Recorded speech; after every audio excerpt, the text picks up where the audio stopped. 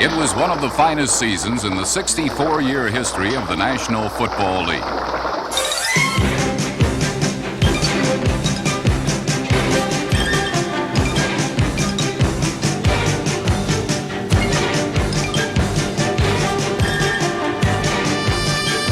In all of professional sports, no other league packs so much excitement and drama into game day.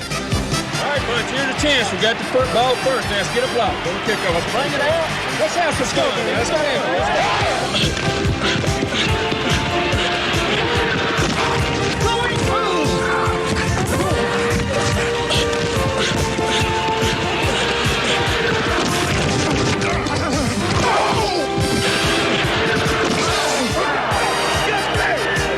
As always, there were dominant players and dominant teams.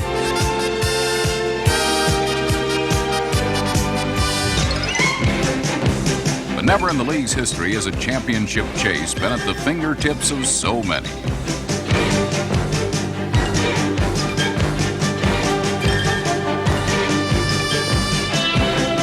The Detroit Lions rode the enthusiasm and talent of running back Billy Sims, number 20, to their first division championship since 1957.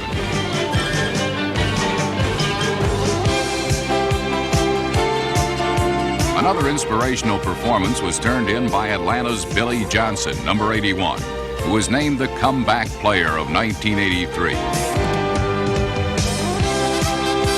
After 2 knee operations as a Houston Oiler, a brief stint in Canada, and a year on the bench in Atlanta, it seemed that the career of Billy White Shoes was over.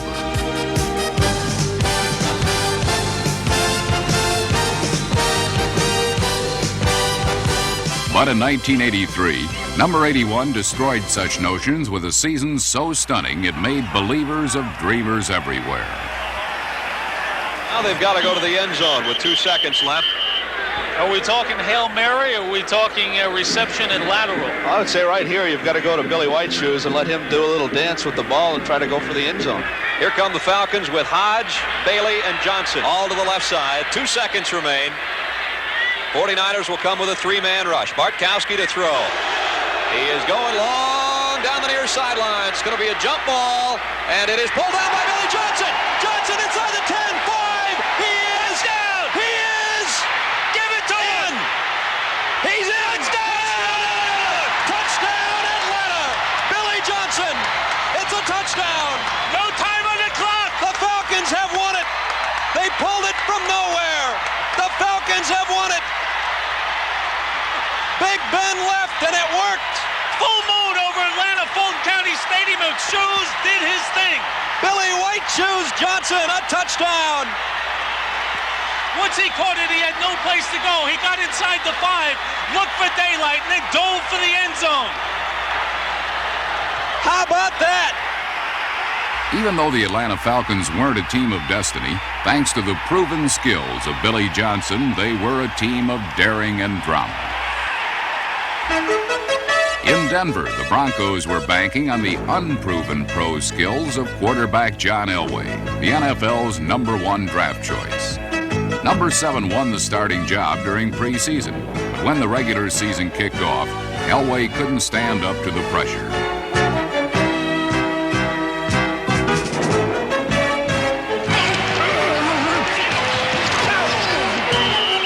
Denver's complex offense disoriented Elway, and he spent much of his first season just trying to get his bearings.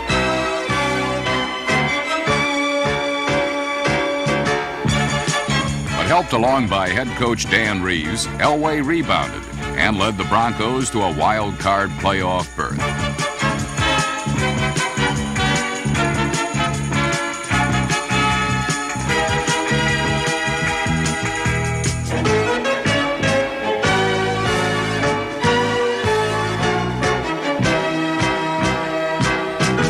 Never before has youth played such a part in turning NFL teams around. Running backs Eric Dickerson of the Rams, Kurt Warner of the Seahawks, and quarterback Dan Marino of the Dolphins all were rookies who were instrumental in their team's assault on the playoffs.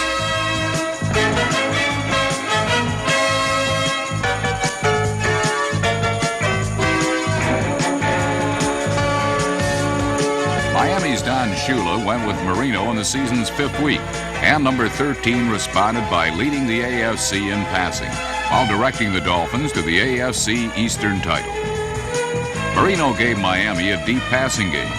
Number 29, Eric Dickerson, gave the Rams a running attack and a playoff berth.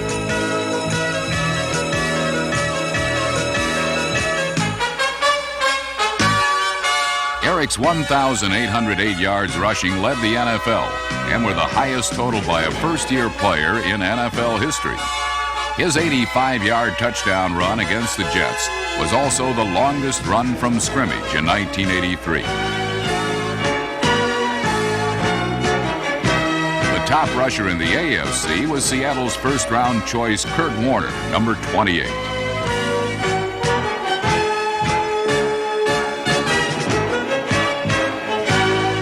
Thanks to this versatile and elusive rookie, the Seahawks soared to the first playoff berth in franchise history and made Chuck Knox the first head coach to lead 3 different teams into postseason play.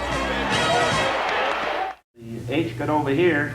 They were going to overshift the line, and they were not going to adjust the second. NFL 83 was a season of complexity. On offense, the one-back attack was in, and the defense had to find a way to stop it. As you read this type of action, you've got to get depth because they've zipped the Z in so far that he'll be coming in behind you.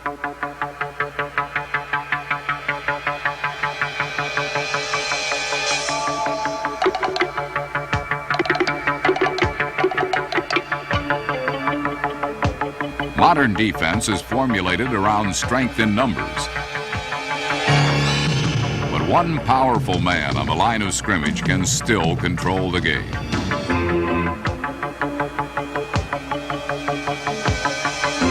Outside linebackers like Lawrence Taylor of the Giants and number 53 Hugh Green of the Buccaneers emerged as the most dominant defenders in the game today. Their rare blend of athletic skill destroyed the best laid plans of an offense.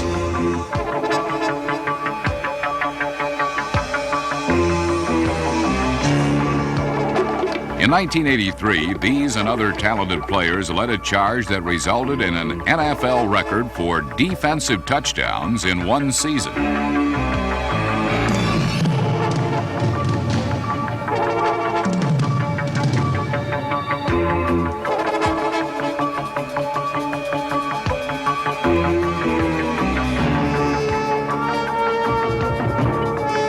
With offenses spread all over the field and passing the football at a record clip, turnovers turned into touchdowns as defenders found that they could remedy an unfavorable situation with a single blow.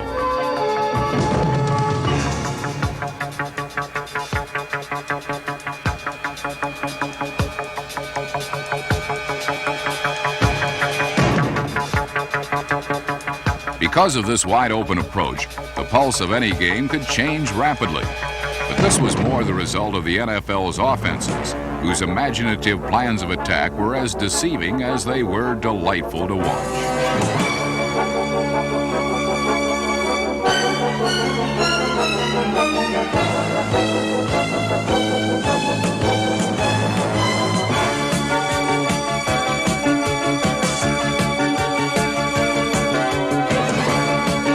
Not since the pass-happy days of the 1950s have so many spirals filled the air.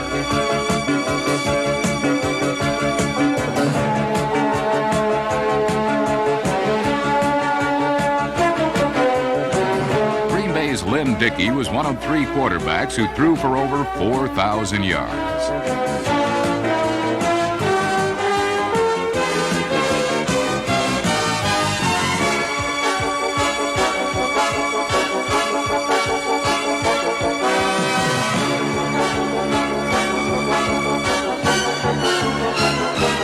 Atlanta's Steve Bartkowski was the NFL's top-ranked passer. With 92 receptions, Los Angeles Raider tight end Todd Christensen led all receivers. Teams won by passing when they wanted to pass, not when the defense dictated that they could.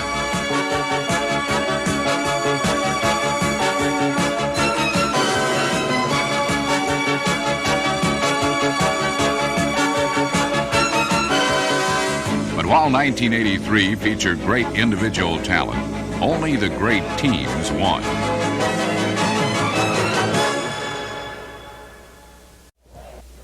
All right, let's go split right close, 20 paint. 20. With its one back, two tight ends, and pre-snap movement, the Washington Redskin offense, quarterbacked by Joe Theismann, scored 541 points, the highest in NFL history.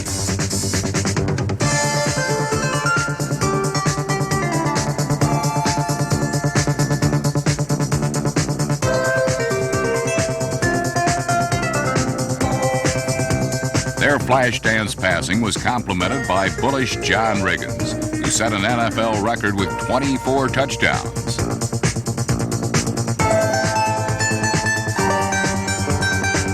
Armed with the best offense in football and the league's toughest defense to run against, the Redskins bred the conviction in an opponent that they would have to play a perfect game to beat them. Only two did, as Washington won 14 regular season games and then 2 more en route to the NFC Championship.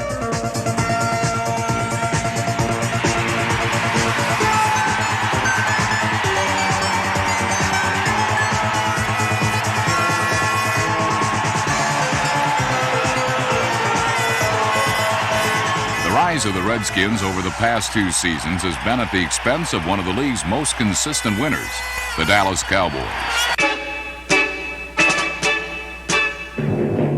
In 1983, the Cowboys' shotgun was loaded once again with deadly ammunition.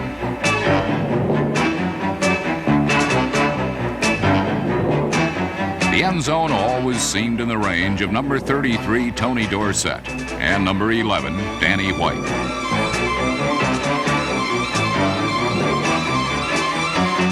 On both sides of the football, Dallas could shoot down an opponent, and 12 times in 1983, they did just that.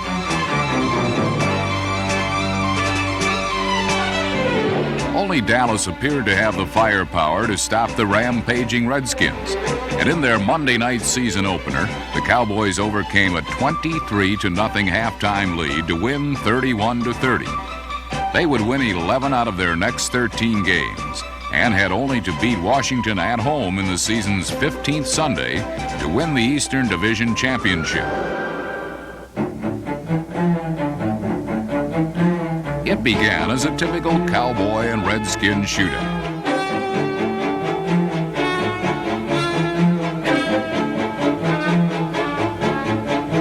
In the first half, the Cowboys were swept under a wave of burgundy that was stirred up by Joe Theismann.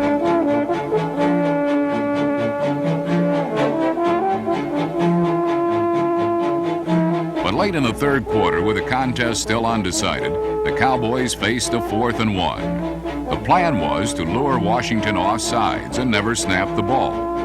But at the line of scrimmage, Danny White audibled into an off-tackle play that proved to be the downfall of the Dallas Cowboys.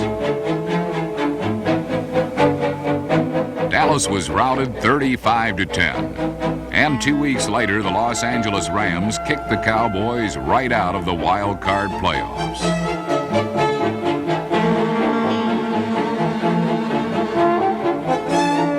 Suddenly, Dallas's 18th consecutive winning season and impressive 12-4 record was overshadowed by their failure to get to the Super Bowl. The New Orleans Saints have never been to a Super Bowl. In fact, they have never had a winning season. One thing I want you to remember. Football is only a small part of your life. It ain't life or death out there. All we got to do is go out and do the same thing we've asked from the first day we started. Do everything as good as you can, and then a little bit more. That's all the hell you got to do.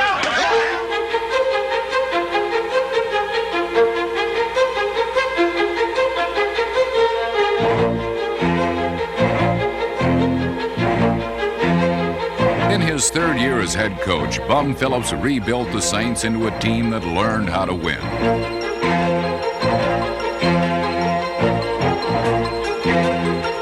Led by old pro Kenny Stabler, number 16, New Orleans set their sights on something they had always wanted but never had, a winning year.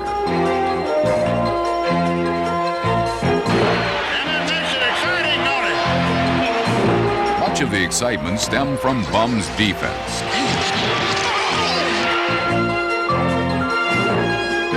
The Saints were the NFC's top-ranked defenders, and by the season's final Sunday, New Orleans was but one game away from their elusive dream. Only the Los Angeles Rams stood in their way. Unfortunately, the Saints threw away their golden moment as the Rams scored on a punt return and 2 interceptions.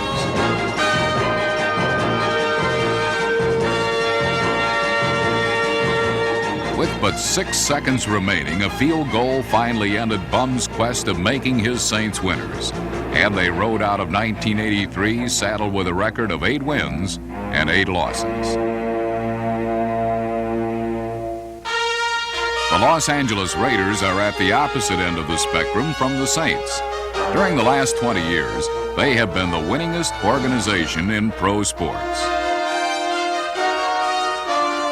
While some suggest that the game has taken on a vanilla flavor as teams seek to avoid mistakes, the Raiders still swing from the heels, regardless of which team has the football.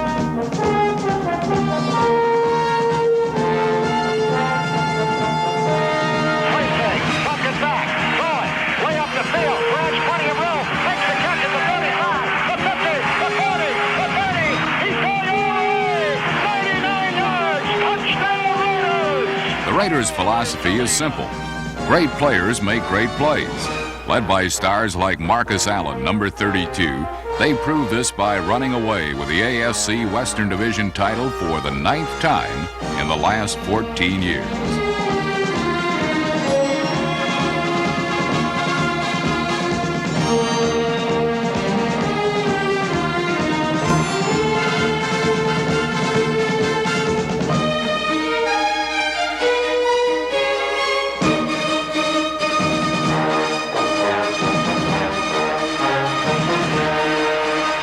The Los Angeles Raiders have been so typecast as intimidators and roughnecks that people forget how much genuine talent they have. But in the playoffs, they not only displayed their talent, they also showed that they were a team that knows how to run when the wire is near.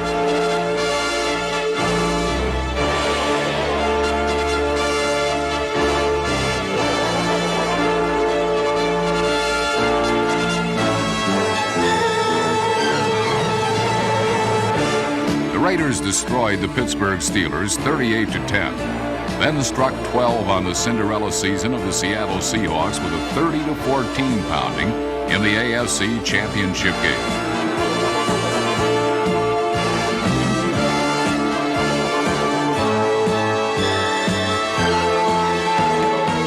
Only the Redskins blocked the championship chase of these mighty Raiders. You guys were magnificent. We played a great football game. We deserve to be the champs to represent this conference. We're going to Tampa, baby. We're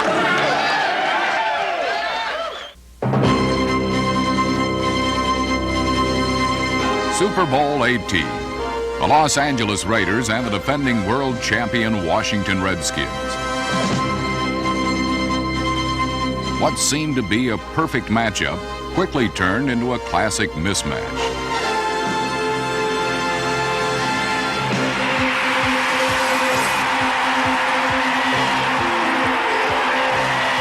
The Raiders scored immediately, then turned loose their stable of thoroughbreds on the stunned Redskins. Marcus Allen ran for a Super Bowl record 191 yards, and quarterback Jim Plunkett passed the Raiders to a 14-3 lead.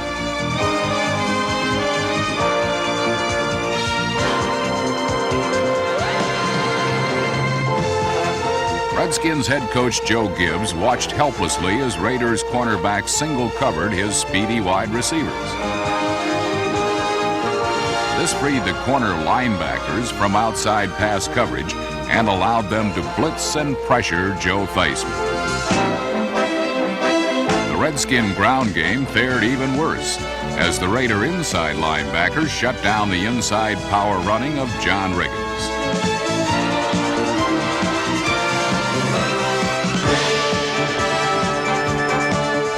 12 seconds remaining in the half, the Redskins were backed against their own goal line. But instead of running out the clock, they gambled. I felt that being behind 14-3, I was not comfortable with falling on the ball. I just wasn't going to do that. And as a matter of fact, the statement was made on the sideline, hey, maybe we ought to run a play. And I said, no, we're not. It was my decision. I made it. Gibbs' decision resulted in Jack Squirrick's interception and gave the Raiders a 21-3 halftime lead and ended the competitive phase of Super Bowl 18.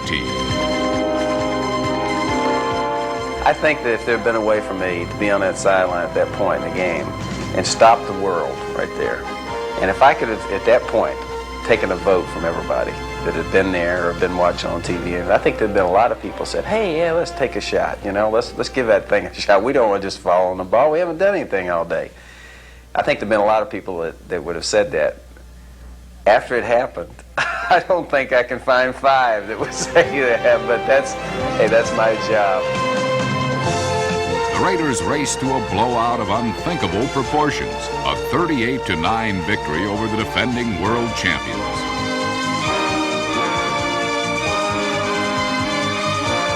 Bucket giving to Allen, sending him wide left. He has to reverse his field, but he gets away for a moment. Comes back up to the middle of 30, 25, 40. Waits past 2 men at the 50, down to the 40, picking up a blocker. It was their 3rd world championship, and they had done it in a style befitting their swashbuckling image. As always, the season belongs to the champion, and 1983 belonged to the Los Angeles Raiders.